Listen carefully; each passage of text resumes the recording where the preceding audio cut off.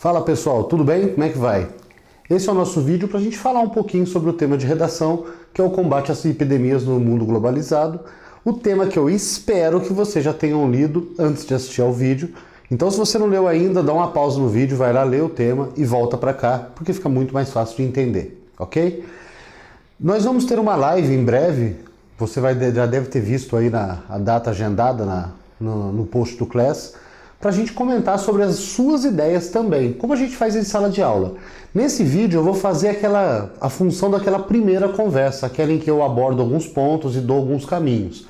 Mas esse tema é tão amplo, tão complexo, vocês estão tão cheios de informação sobre eles, o que é bom, que dá para a gente conversar bem na live e aparar arestas e encontrar outros caminhos, ok? Então vamos lá. Bom, eu já vou partir direto para o esqueleto textual. Eu quero crer que vocês já leram esse tema, ok? Então eu vou partir de duas teses. A minha primeira tese é a de que no Brasil falta protocolos internos para combate às pandemias e epidemias. Internos porque o próprio tema já te mostra que existe um grande protocolo mundial em torno disso, que é o fechamento de aeroporto, aquela coisa toda. E também a falta de informação da população. Não necessariamente, não somente, mas não quer dizer que não possa ser, a informação com os cuidados básicos de higiene e os cuidados sanitários. Mas a falta de conhecimento com relação aos protocolos. Esse talvez que a gente vai criar agora na minha hipótese textual aqui. Tudo bem? Bom, só retomando, e esse vídeo vai ser bem curto porque são passos que nós já conhecemos. Depois que eu pensei na minha tese de redação Enem, eu parto então para a minha proposta de intervenção.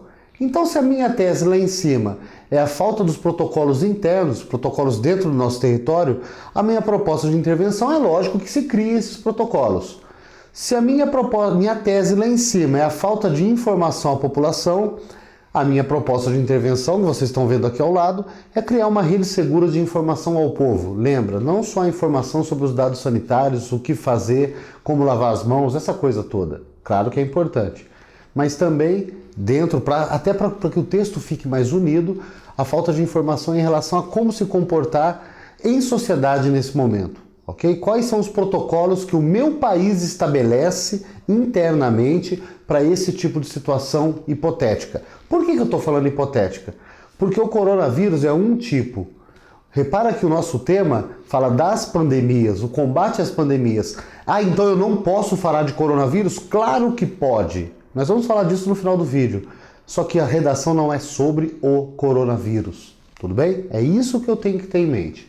E lembrando sempre, saiam da bolha de São Paulo. São Paulo é uma bolha dentro do Brasil. A gente escreve para o Brasil todo. Tudo certo?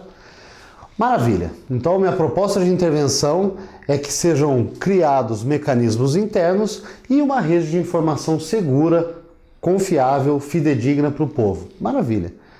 Como que eu convenço o meu leitor? Mostrando a ferida. Então, agora a gente vai falar dessas argumentações. Eu escrevi bonitinho o texto aqui, mas lembra que no seu projeto de texto isso pode ser apenas uma frasezinha, só para te lembrar.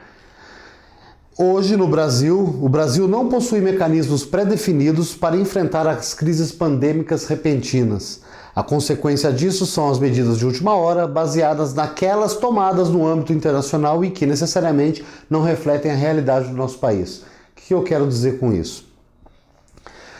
Nós hoje trabalhamos de caixa pronto. Então, temos agora o coronavírus e o que nós fizemos? Basicamente, reproduzimos, e bom, é isso mesmo que tem que ser feito, reproduzimos o que os outros países fazem. Só que a gente está falando de países de Europa, países de primeiro mundo, países que têm um desenvolvimento econômico muito maior do que o nosso, e eles conseguem eventualmente, nem estou dizendo de coronavírus, lembra? Mas eventualmente eles conseguem fazer coisas que nós não conseguimos ainda. Então, dentro da nossa realidade, o que nós temos de fato? O que nós temos de fato? A princípio, nada. Lembra, não existe um protocolo nacional para isso. Ok? Maravilha. E o próximo? Está aqui e eu estou lendo ali. Além disso, falta informação ao povo, não somente no que se refere aos cuidados básicos com fins de evitar a contaminação, mas também dos protocolos que devem ser adotados como caso o pior cenário se instale. Medidas claras e consciência para todos. O que eu quero dizer com isso? Uma vez que eu sugiro a criação de protocolos internos que abranjam todo o nosso território nacional, eu tenho que ter uma população que saiba minimamente quais são esses protocolos, o que fazer, como agir. Ela tem que ser uma população consciente disso. E lógico, junto com esse pacote, o como agir envolve os dados sanitários, os cuidados sanitários. Não quer dizer que isso não seja importante, mas eu quero dizer que não é só isso, ok? Dessa forma eu consigo chegar numa estrutura textual. Vocês viram os 2 parágrafos argumentativos, claro que rascunhados, mas já com uma carinha de parágrafo definitivo. Não é difícil, só que tem que ter calma e tem que seguir o protocolo. Agora, com que recheio eu posso abrilhantar esse meu texto? Bom, eu tenho um argumento de autoridade. Eu só citei um, porque eu não quero te dar todas as ferramentas. Eu quero que você use o seu celular, seu computador, seu tablet, seu iPad, seja lá o que for, e pesquise, ok? Mas nós temos a revolta da vacina. Ô Edson, peraí, a revolta da vacina, você acabou de falar dos... que não é que não seja importante, mas sair um pouco dessa coisa do lavar as mãos, dos cuidados sanitários. E a revolta da vacina foi por muito dejeto, muito rato, roedor, os vetores nas ruas, sim. Mas a revolta em si aconteceu por um outro motivo, um motivo que talvez seja mais forte. A população não tinha informação nenhuma. E as autoridades sanitárias, junto com as autoridades policiais, para dar o resguardo, invadiam a casa das pessoas e vacinavam à força. Talvez se essa população, claro que a gente está falando em 1904, então é uma outra realidade, mas hoje isso talvez acontecesse algo muito semelhante, principalmente nas zonas periféricas, porque falta informação, informação mesmo, de qualidade. Tudo bem? O que é essa pandemia? Não estou falando do coronavírus, mas essa hipotética pandemia. Como se combate? Quais são as medidas que o governo está tomando? Haverá vacina? Sim, eles virão até aqui. Então a população tem que estar informada. E a revolta da vacina, nesse sentido, é um belo exemplo do que não fazer. Tomar as medidas na cúpula do governo e fazer com que isso desça sobre a população sem que eles saibam o que está acontecendo, o que é aquilo que estão injetando no corpo deles. Ok? Filmes, principalmente para ilustração. E olha só que legal isso. A minha tese vem junto com o tema no primeiro parágrafo.